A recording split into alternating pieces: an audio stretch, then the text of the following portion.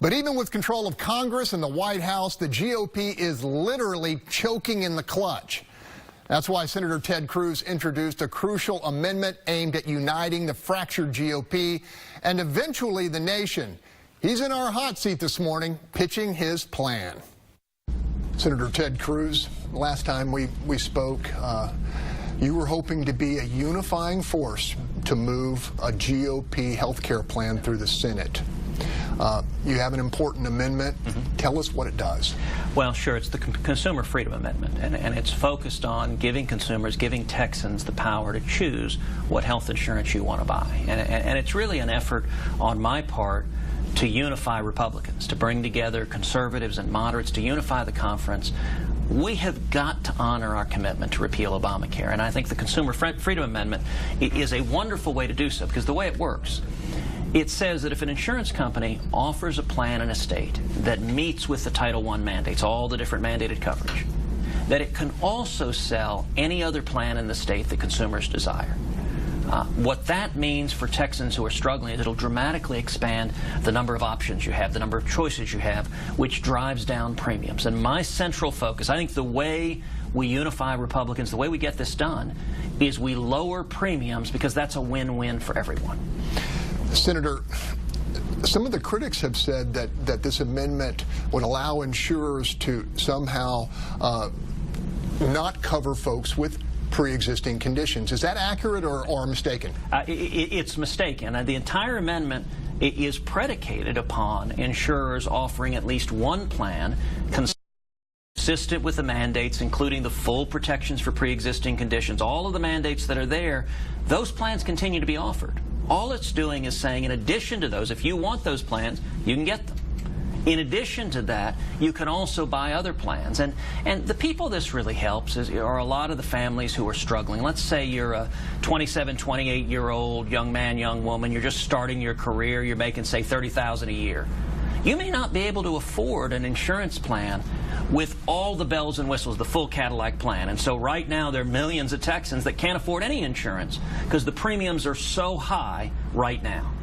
But you may want, for example, a low-cost catastrophic plan that says, listen, if, God forbid, you get some horrible disease, you're diagnosed with cancer, you get hit by a truck, you want to have insurance there as a safety net. You want to have a policy there. But if there's more routine health care needs, if you break your arm, you're willing to say, you know what, I'll take care of the more routine expenses out of my health savings account or my savings.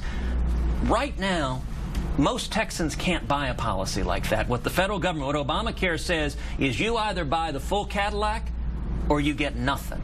And I think Texans want more choices. I think you're in a better position to make the decision about your health care needs. If you've got someone with pre-existing conditions, with serious medical concerns, they can continue to buy the plans consistent with the mandates.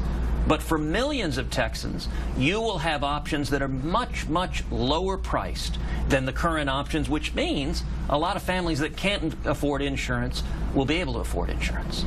Senator, in the larger conversation, we have a plan that was passed through the House, and a GOP plan that's before the Senate. Right. The Democrats have tried to portray either one of those measures as a tax break for the wealthy at the expense of the poor. Right. How do you respond to that?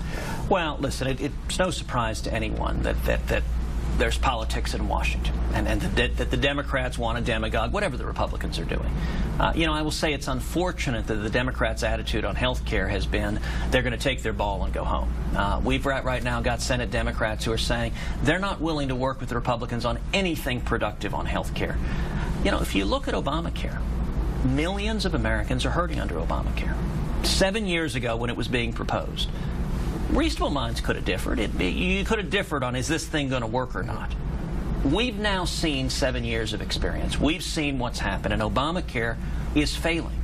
Millions of Americans have lost their jobs, have been forced into part-time work. Millions of Americans have lost their health insurance. Remember, the president said if you like your plan, you can keep your plan. If you like your doctor, you can keep your doctor. Millions of Americans discovered that was a lie when they had their plans canceled and they lost their doctors. And the average family's premiums under Obamacare have risen over $5,000 a year.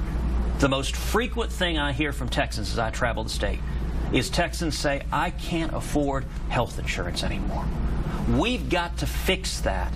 Unfortunately, the Senate Democrats haven't been willing to provide any relief to the millions of people getting hammered by Obamacare. What I've been working this year, this entire year on doing, is bringing together Republicans, bringing together moderates, conservatives, bringing together leadership, bringing together the president, the administration, trying to get everyone on the same page. And the two central issues are, number one, let's honor our commitment to repeal Obamacare. It isn't working. And number two, let's lower premium. Let's adopt common sense reform that expand choices, expand options, and drive down premiums so that more Texans can afford quality health insurance. Senator Ted Cruz from the great state of Texas, thank you for spending time with us on What's Your Point. We hope to have you back. I look forward to it.